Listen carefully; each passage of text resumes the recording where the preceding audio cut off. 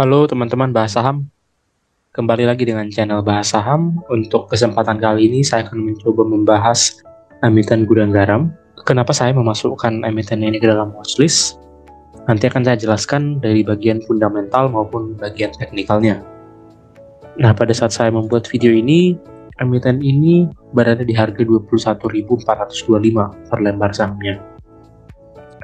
Nah, di sini secara umum emiten ini mengalami penurunan, teman-teman, dari periode tahun 2018 sampai dengan periode saat ini selalu mengalami penurunan. Nah, apakah ini merupakan waktu yang tepat untuk melakukan entry di emiten ini? Atau bagaimana? Nanti saya langsung jelaskan dari bagian fundamental dan teknikalnya. Jadi langsung saja tanpa berlama-lama, untuk emiten ini sudah mengeluarkan laporan kuartal ketiganya di tahun 2023. Nah, sampai dengan kuartal ketiga, emiten ini mencatatkan laba bersih sebesar 4,4 triliun. Nah, apabila kita bandingkan teman-teman dari periode tahun 2022 secara lebih jelas di sini di grafik, yang dimana periode 2002 ini hanya mencapai 2,5 triliun. Nah, di sini 2023 sampai dengan kuartal ketiga dia sudah mengalami peningkatan, teman-teman.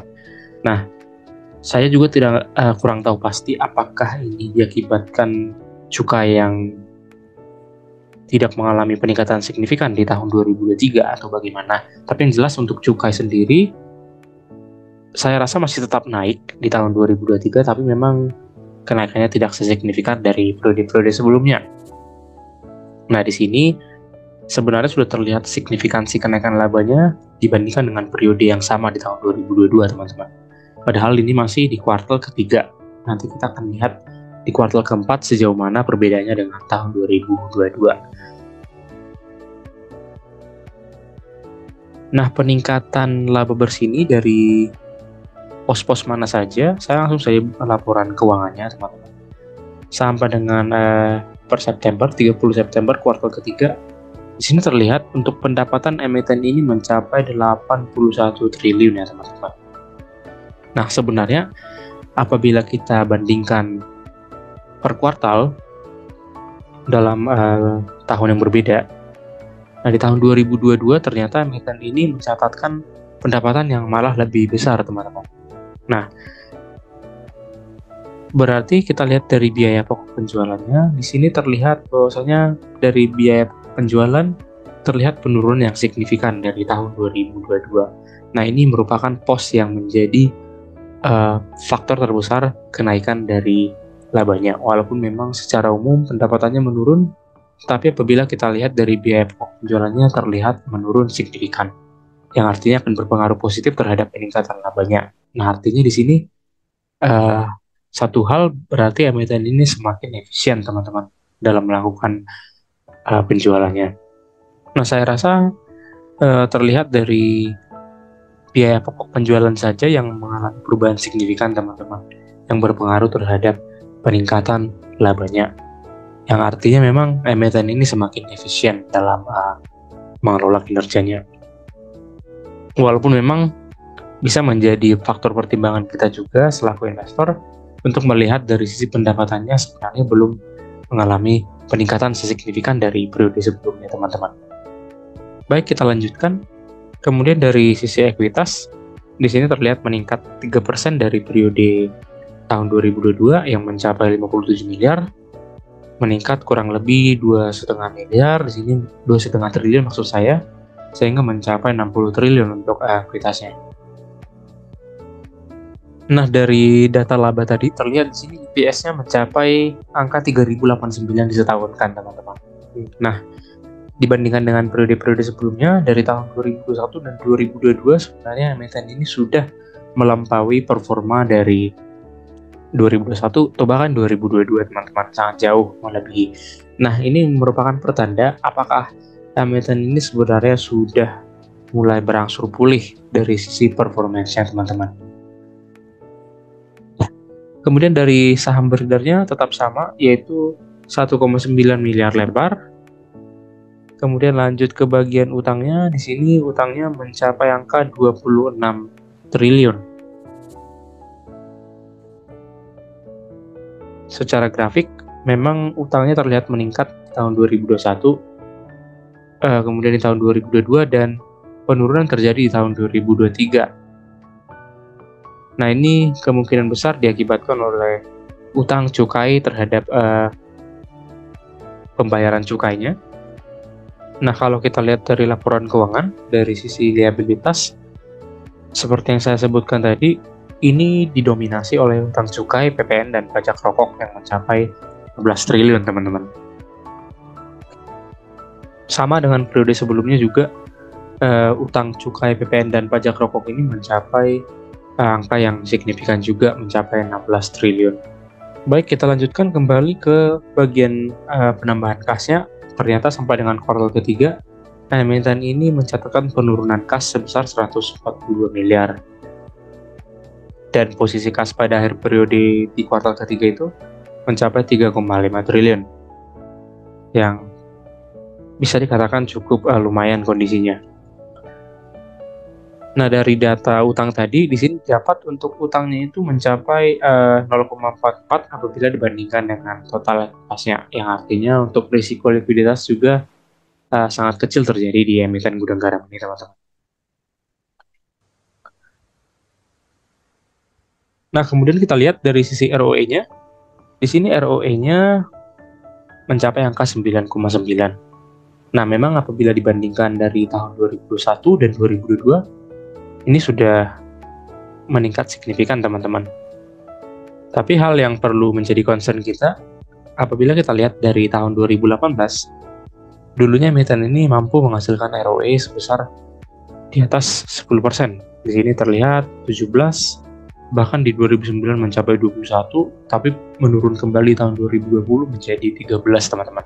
Nah, ini menjadi pertimbangan yang penting, teman-teman, karena emiten ini sebenarnya disetahunkan juga belum mampu untuk mencapai performa di tahun-tahun atau periode-periode sebelumnya, seperti misalnya tahun 2018, 2019, dan 2020, yang mana memang kita lihat laba bersihnya ini sangat signifikan, teman-teman, mencapai angka 7 triliunan.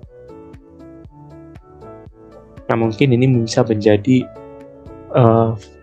faktor-faktor lain atau pertimbangan lain untuk kita bisa entry di emiten ini. Nah, atas dasar laporan keuangan tadi, di sini ada beberapa hal yang bisa kita tarik kesimpulannya. Yang pertama, untuk nilai buku emiten ini memang sebenarnya masih cukup jauh, teman-teman, dari harga pasarnya sekarang. Itu berada di angka 31.000. Dan untuk nilai pernya sendiri itu masih tadi berada di angka 6,9, dan apabila dibuat ke harganya yaitu mencapai angka 30.000. Nah, oleh sebab itu sebenarnya emiten ini masih dihargai di bawah harga bukunya. Bahkan untuk harga buku 1 juga belum sampai dihargai, teman-teman. Dan untuk pernya ini, per wajar 10 sekarang masih dihargai di 6,9. Nah, pada saat saya membuat video ini, harga emiten ini berada di angka 21.425. Nah, dengan angka 21.425 ini, dia masih dihargai di PBV 0,7 dan PER 6,9. Nah, seperti biasa saya kombinasikan nilai buku wajar dengan PER wajarnya itu, sehingga didapat harga di 31.036. Nah, dengan harga sekarang, dia memiliki nilai MOS 31%-nya, which is bagus. Nilai MOS-nya masih sangat-sangat bagus, yaitu di angka 31%, yang artinya risiko untuk penurunan itu sudah sangat rendah, walaupun memang masih ada kemungkinan turun harganya. Dan kemudian untuk potensi gain yang diperoleh dengan harga pembelian sekarang itu, yaitu hampir mencapai half bagger. Nah, kemudian dari analisis lanjutan, harga wajar emiten ini kalau kita lihat secara historis malah berada di angka 53.000. Di mana PBV-nya dihargai 2 dan PER-nya dihargai 14. Dan apabila kita membeli dari harga sekarang, kita masih memiliki gain hampir 1,5 bagger, teman-teman. Dan nilai MOS ini tentunya lebih bagus lagi.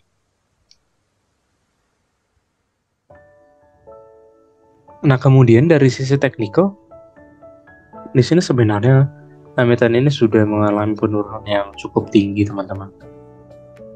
Dari tahun 2018 atau tahun 2019, dia terus mengalami penurunan signifikan sampai dengan periode tahun 2022 di tahun 2022 bulan November dan Desember. Nah, di sini terlihat dia sudah memantul kembali Dan saya rasa untuk titik supportnya itu berada di angka 20.000. Support kuat teman-teman. Dan resisten yang terjadi sekarang itu yaitu berada di angka 30.000, di mana 30.000 itu merupakan titik support kuatnya di tahun 2020 dan juga di tahun 2013, bahkan di tahun 2011. Nah, tapi posisi itu berganti sekarang menjadi titik resisten 30.000, dan menurut saya ini di harga 20.000 ini menjadi titik support barunya. Nah, secara weekly, emiten ini masih terlihat tidak mampu menembus angka 30.000. Dia bahkan berbalik lagi menuju harga 20.000 teman-teman. Tapi tetap saja mungkin teman-teman investor boleh menunggu di harga 20.000 ataupun bahkan di bawahnya, karena tentunya akan berefek terhadap gain yang kita peroleh apabila memang performa emiten ini sudah semakin bagus ke depannya. Tentunya juga harganya akan menuju harga fundamentalnya kembali.